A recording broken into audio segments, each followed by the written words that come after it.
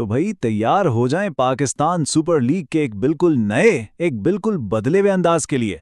11वां season आ रहा है और इसमें कुछ ऐसी बड़ी तब्दीलियां की जा रही हैं जो इस खेल को हमेशा के लिए बदल कर रख देंगी।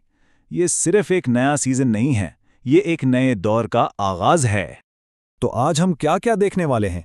हम इन बड़ी तब्दीलियों को समझेंगे, देखेंगे कि ये 8 टीमें कौन सी हैं, इनके कप्तान कौन हैं और हाँ, टूर्नामेंट कब और कहाँ हो रहा है, इसकी सारी तफसीलात भी जानेंगे। चलिए शुरू करते हैं। अच्छा, तो सबसे पहले बात करते हैं सबसे बड़े सवाल की। आखिर ऐसा क्या है जो पीएसएल के 11वें सीजन को पिछले 10 सीजन से बिल्कुल अलग बना रहा है? हम इसे एक नया दौर क्यों कह रहे हैं? देखें, इसकी 2 बहुत बड़ी वजूहात हैं। 2 ऐसी बुनियादी तब्दीलियां जो लीग की तारीख में एक नया बाब लिखने जा रही हैं। और ये सिर्फ छोटी मोटी तब्दीलियां नहीं हैं, ये पूरे खेल की हिकमत अमली को बदल कर रख देंगी। तो ये हैं वो 2 बड़ी तब्दीलियां। पहली, लीग में अब 6 नहीं बल्कि 8 टीमें होंगी, यानी ज्यादा मैचेस, ज्यादा मुकाबला। और दूसरी, जो शायद सबसे अहम है, वो ये है कि पुराने ड्राफ्ट सिस्टम को खत्म करके पहली बार प्लेयर ऑक्शन यानी नीलामी का निजाम लाया गया है। जरा सोचें, टीमें आमने सामने हैं, अपनी पसंद के खिलाड़ी के लिए बोलियां बढ़ती जा रही हैं और माहौल में एक तनाव है। ये है नए ऑक्शन का कमाल। अब ये सिर्फ किस्मत का खेल नहीं रहा कि आपकी बारी कब आएगी। अब ये हिम्मत, हिकमत अमली और पैसे का खेल है कि कौन किस खिलाड़ी को खरीद पाता है। और अगर इस ऑक्शन की ताकत का कोई सबूत चाहिए ना, तो वो है नसीम शाह की ये रिकॉर्ड तोड़ डील।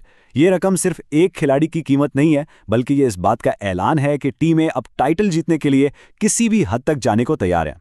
और यही चीज़ सब कुछ बदल देती है। चलिए, अब जब लीग बड़ी हो गई है तो देखते हैं कि वो 8 टीमें कौन सी हैं जो 2026 में ट्रॉफी के लिए मैदान में उतरेंगी। इस बार लाइनअप में कौन कौन शामिल है? तो ये रही हमारी 8 टीमें। 6 तो अपनी पुरानी जानी पहचानी टीमें हैं, लेकिन साथ में 2 बिल्कुल नई टीमें शामिल हो रही हैं, हैदराबाद और सियालकोट। और हाँ, एक पुरानी टीम भी है जो अब एक बिल्कुल नई शनाख्त के साथ नजर आएगी। तो मुल्तान सुल्तान्स के चाहने वालों के लिए बड़ी खबर। अब उनकी टीम एक नए शहर और नए नाम यानी रावलपिंडी पिंडीज के साथ मैदान में उतरेगी। ये रीब्रांडिंग मुकाबले में एक नया और दिलचस्प रंग भर देगी। अच्छा, टीमें तो हो गईं, लेकिन इन टीमों को लीड कौन करेगा? आखिर वो कौन से सितारे हैं जिनके कंधों पर इस नए दौर में अपनी टीम को फतह दिलाने की भारी जिम्मेदारी होगी? आइए देखते हैं। बाबर आजम और शाहीन अफरीदी जैसे बड़े नाम तो अपनी टीमों की क़यादत के लिए वापस आ ही रहे हैं। मोहम्मद रिजवान भी रावलपिंडी के साथ एक नया सफ़र शुरू कर रहे हैं। लेकिन असल सस्पेंस तो अभी बाकी है, क्योंकि 2 नई टीमों के कप्तानों का ऐलान होना अभी बाकी है, जो इस सीज़न को और भी दिलचस्प बना रहा है। ओके, टीमें देख लीं, कप्तान भी देख लिए।